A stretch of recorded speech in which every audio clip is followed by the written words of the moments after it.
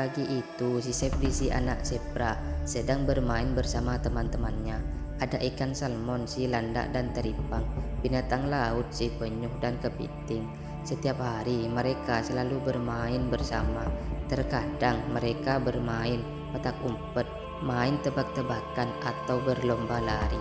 Tentu saja kalau diadu berlomba fisik seperti lomba lari, maka si Sepri lah yang selalu menjadi juaranya. Walaupun Sepri masih anak-anak, namun dibandingkan dengan tubuh teman-temannya, dia yang memiliki tubuh yang lebih besar.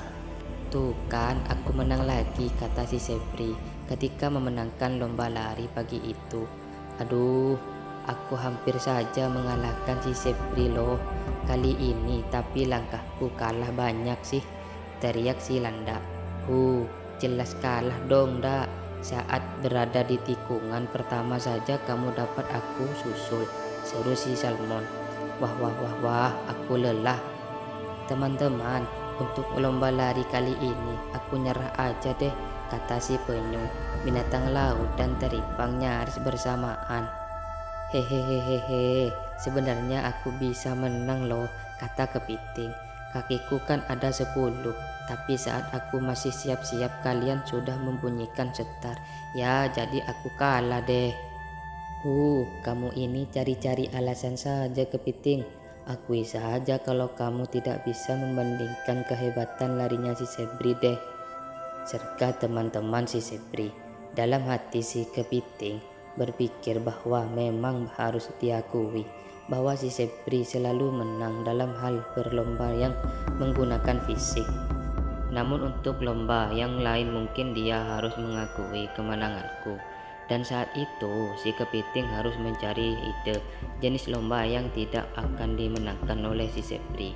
Teman-teman, kata si kepiting, setelah kita mengadakan lomba fisik, besok giliran kita berlomba yang lain. Lomba apa itu, kepiting? Kata si teripang.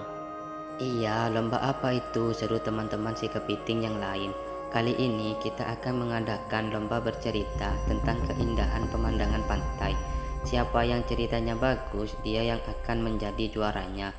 Bagaimana? Baiklah, kalau begitu aku setuju. Aku setuju. Setuju, teriak yang lain. Baiklah, karena hari ini sudah sore, mari kita pulang dan besok pagi kita bertemu di tempat ini lagi untuk memulai pertandingan kita, oke? Selamat sore teman-teman, kata si kepiting sambil berjalan pergi, meninggalkan Sepri dan diikuti teman-teman yang lain. Setelah satu persatu temannya pergi, si Sepri tidak beranjak selangkah pun dari tempatnya.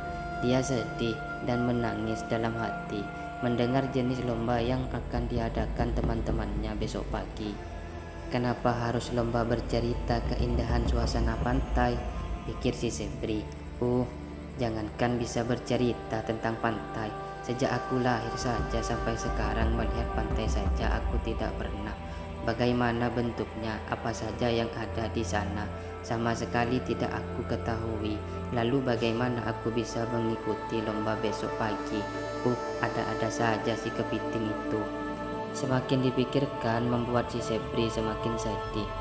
Dia semakin putus asa dan ingin pergi jauh-jauh agar besok pagi tidak malu karena tidak bisa menceritakan suasana pantai kepada sahabat-sahabatnya.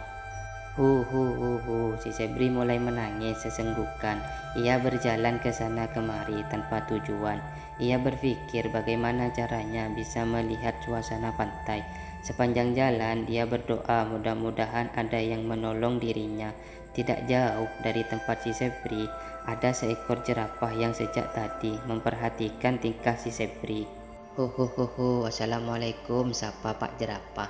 Waalaikumsalam warahmatullahi wabarakatuh, Pak Jerapah, jawab si Sepri.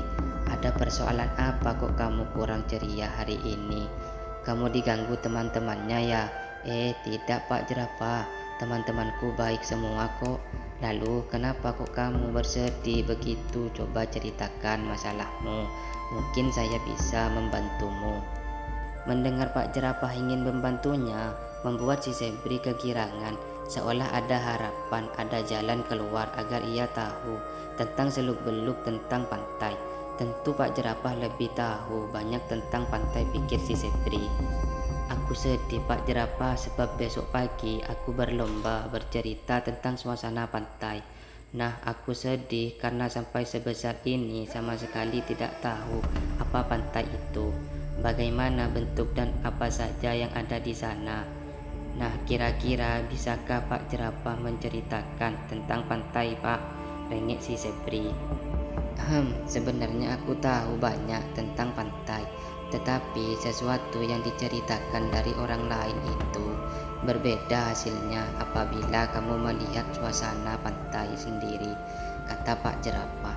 Maksudnya apa, Pak? Begini saja, kamu harus melihat suasana pantai sendiri. Tidak usah aku yang menceritakannya.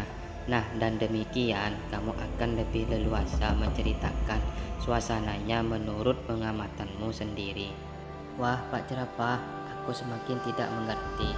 Pak Jerapah mengerti maksud si Sepri. Ia tidak mengerti sebab tidak tahu bagaimana caranya melihat suasana pantai yang jaraknya cukup jauh. Namun tiba-tiba Pak Jerapah menundukkan kepalanya dan mengangkat tubuh si Sepri. Betapa kagetnya si Sepri, ia takut jatuh. Lalu dengan keempat kakinya ia berpegangan erat-erat ke leher Pak Jerapah. Pak, aku takut, teriak si Sepri. Tenang Sepri, Bapak akan menjaga tubuhmu agar tidak jatuh. Wah, wah, wah, Pak, aku melihat banyak air berwarna biru di balik hutan ini.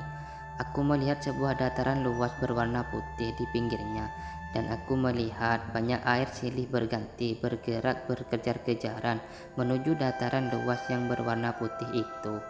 Wow, airnya kembali ke tengah lagi. Wow, indah sekali Pak Jerapah. Pak Jerapah hanya bisa tersenyum melihat si Sepri mulai mengenal suasana pantai saat itu. Nah, itulah yang dinamakan pantai anakku, kata Pak Jerapah. Indah sekali Pak suasana di sana. Terima kasih Pak Jerapah. Entah bagaimana caranya aku harus berterima kasih kepada Bapak. Sudahlah anakku, Bapak juga ikut bahagia melihat kamu bahagia. Bapak bersyukur masih bisa membantumu mengenal akan suasana pantai. Bukankah kita hidup ini untuk saling tolong menolong anakku? Camkanlah itu. Kita hidup ini untuk saling tolong menolong. Bila kamu suka menolong temanmu, maka suatu saat bila kamu ada kesulitan, tentu ada saja yang akan menolongmu. Baiklah Pak, terima kasih nasihatnya. Sama-sama anakku, dan pesanku lagi tolong diingat-ingat semua apa yang kamu lihat tentang suasana pantai tadi. Jangan sampai terlupakan apa-apa yang telah kamu lihat tadi, dan mudah-mudahan kamu akan bisa memenangkan lomba lagi. Si Sepri merasa gembira. Ia kini tertawa senang karena telah mengenal apa itu pantai dengan segala suasana yang ada di sekitarnya. Besok pagi ia siap berlomba dengan teman-temannya lagi. Pak Jerapah ikut merasakan senang dengan keceriaan si Sepri. Kemudian ia melanjutkan perjalanan pulang untuk menemui keluarganya.